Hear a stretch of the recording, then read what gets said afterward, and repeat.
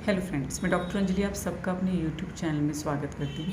आज मैं आपके साथ डिस्कस करने जा रही हूँ किडनी स्टोन्स के बारे में, जिन्हें हम आम भाषा में गुर्दे की पत्थरी भी कहते हैं। गुर्दे की पत्थरी कैसे होती है, इसके क्या कारण हैं और कौन से ऐसे साइन एंड सिम्टम्स हैं जिनसे हमें पता चलता है कि हमें गुर्दे की पत्थरी हो गई है, और कौन सी होम्योपैथिक मेडिसिन हैं जो आपकी इनको रिमूव करने में हेल्प कर सकती हैं, वो हम इस वीडियो में डिस्कस करेंगे। गुर्दे की पत्थरी कैसे बनती है, इसको जानने से पहले हम अपनी यूरिनरी सिस्टम को समझते हैं।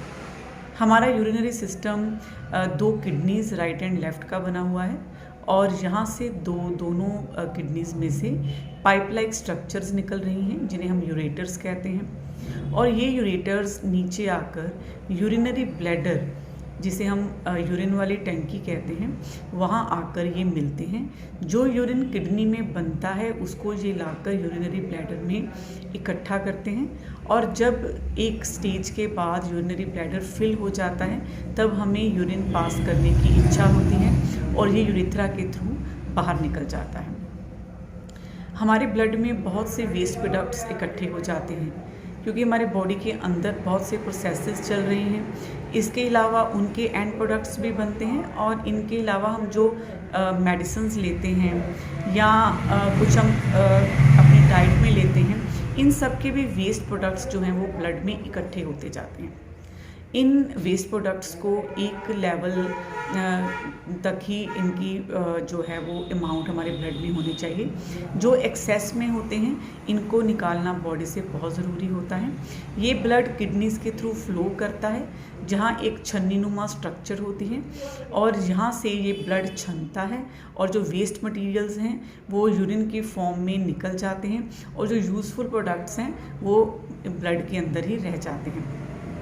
तो ये यूरिन फॉर्मेशन इस तरह से होती है, और ये यूरिन फिर यूरिनरी ब्लैडर में इकट्ठा होगा और फिर ये यूरेथ्रा के थ्रू बाहर आ जाएगा। इस तरह से हमारी बॉडी के अंदर से वेस्ट प्रोडक्ट्स रिमूव होते हैं किडनीज के थ्रू। ये एक नॉर्मल प्रोसेस हो गया। अब हम बात कर लेते हैं कि अब किडनी स्टोन्स कैसे फॉर्म होते हैं। जब इन वेस्ट प्रोडक्ट्स की अमाउंट हमारे यूरिन में ज़्यादा है और पानी की अमाउंट कम है और वेस्ट प्रोडक्ट्स की अमाउंट ज़्यादा है, तो फिर हमारा जो यूरिन है वो कंसनट्रेटेड मीन्स गाढ़ा हो गया। ये वेस्ट प्रोडक्ट्स फिर जमना शुरू हो जाते हैं, इनके ऊपर लेयर के ऊपर फिर लेयर चढ़ती जाती हैं, और ये क्रिस्टल का फॉर्म ले लेते हैं, जिन्हें हम किडनी स्टोन्स कहते हैं। किडनी स्टोन्स ज़्यादातर कैल्शियम फॉस्फेट और कैल्शियम ऑक्सैलेट के होते हैं। इसके अलावा अमोनियम फॉस्फेट के स्टोन्स भी देखे जाते हैं, सिस्टीन स्टोन्स भी होते हैं, और यूरिक एसिड स्टोन्स भी होते हैं। ये दोनों जो स्टोन्स हैं ये मेल्स और फीमेल्स दोनों को इक्वली अफेक्ट करते हैं, मीन्स दोनों में ही इसके चांसेस हैं बनने के, और ये किसी भी एज ग्रुप में हो सकते हैं। इवन बच्चों में भी किडनी स्टोन्स देखे जा सकते हैं। इनके अगर कॉजेज़ की बात कर लें तो सबसे पहले तो फैमिली हिस्ट्री आ जाती है। जिनके ब्लड रिलेशंस में या पेरेंट्स में किडनी स्टोन्स बनने की हिस्ट्री है तो बहुत चांसेस हो जाते हैं कि आपको भी किडनी स्टोन्स बन सकते हैं। सेकेंडली, जो लोग पानी कम पीते हैं तो उनमें फिर यूरिन कंसनट्रेटेड होगा, गाढ़ा होगा, और ये वेस्ट प्रोडक्ट्स इकट्ठे होंगे, फिर यूरिन स्टोन फॉर्मेशन जो है वो ज़्यादा होगी। जो लोग अपने यूरिन को काफ़ी टाइम रोक के रखते हैं उनमें भी स्टोन फॉर्मेशन ज़्यादा होती है। इसके अलावा जो हम डाइट ऐसी लेते हैं जो कि स्टोन फॉर्मेशन में कंट्रीब्यूट करती है, तो उनमें भी फिर स्टोन फॉर्मेशन ज़्यादा होते हैं। जिन लोगों में रिपीटेडली यूरिनरी इन्फेक्शंस होती हैं उनमें भी स्टोन फॉर्मेशन ज़्यादा जो हो सकती है। इसके अलावा अब अगर हम सिम्टम्स की बात कर लें कि हमें किस तरह से पता चलेगा कि हमें किडनी स्टोन हो गया है, तो इसमें हमारे बैक से बहुत तेज़ दर्द शुरू होती है, जो माइग्रेट होके हमारे कमर के थ्रू आगे आती है, और नीचे हमारे ग्रॉइन एरिया में, और जो हमारा मीन्स जेनिटेलिया है उसके आसपास ये दर्द जा सकती है, और इवन ये दर्द कई बार हमारे थाइज़ में भी जा सकती है। ये दर्द तेज होती है काफ़ी और पेशेंट को इसमें नौजिया वॉमिटिंग भी हो सकता है, मीन्स उसको दिल कच्चा होना या कई बार वॉमिटिंग आ भी जाना, ये सिम्टम्स भी देखे जाते हैं।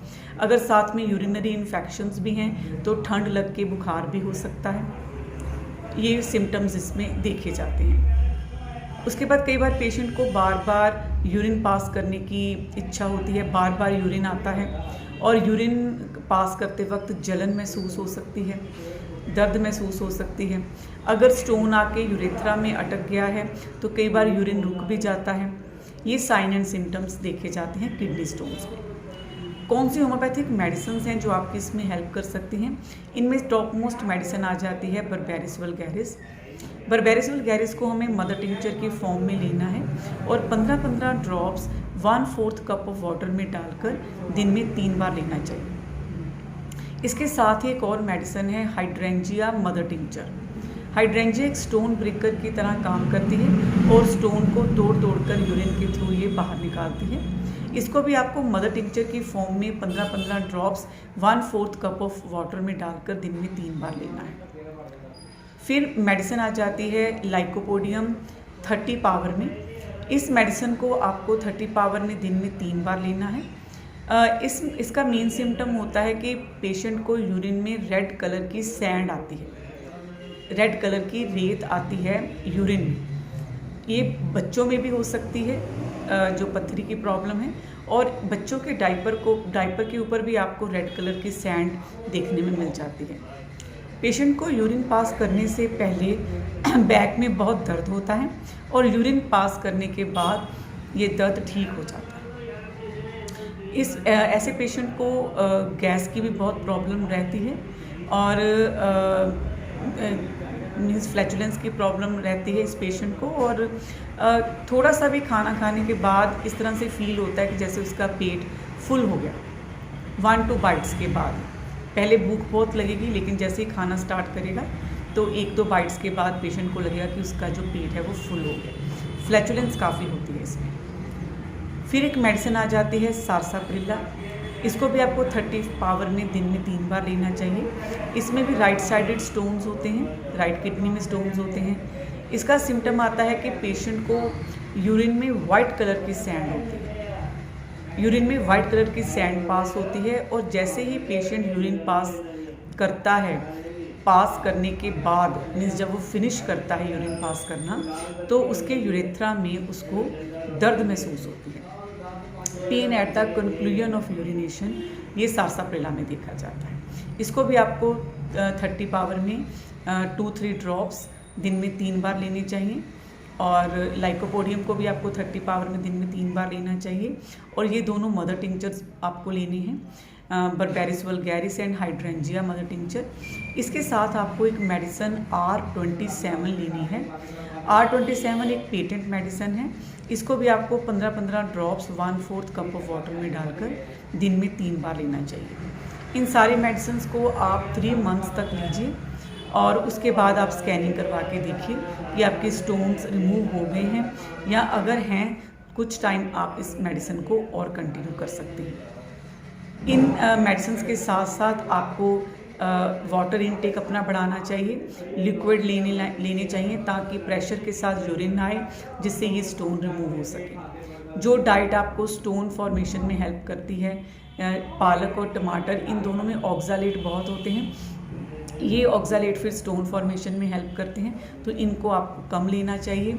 नॉन वेजिटेरियन और अल्कोहल, ये दोनों भी आपको कम लेने चाहिए। Non vegetarian diet uric acid stone formation में हेल्प करती है, और अल्कोहल भी यूरिक एसिड स्टोन फॉर्मेशन में हेल्प करते हैं, तो ये भी आपको बंद कर देने चाहिए। इसके अलावा आपको जो है डाइट में ये चीज़ों का ध्यान रखना चाहिए, पानी खूब पीना चाहिए, और अगर आपका कैल्शियम लेवल नॉर्मल है तो फिर आपको एक्सेस में कैल्शियम नहीं लेना चाहिए। हम देखते हैं कि कई लोग कैल्शियम लेते रहते हैं, तो अगर कैल्शियम एक्सेस में बॉडी में है तो फिर ये भी कहीं ना कहीं जाके जमेगा ही, तो ये भी कई बार स्टोन फॉर्मेशन में फिर हेल्प करता है।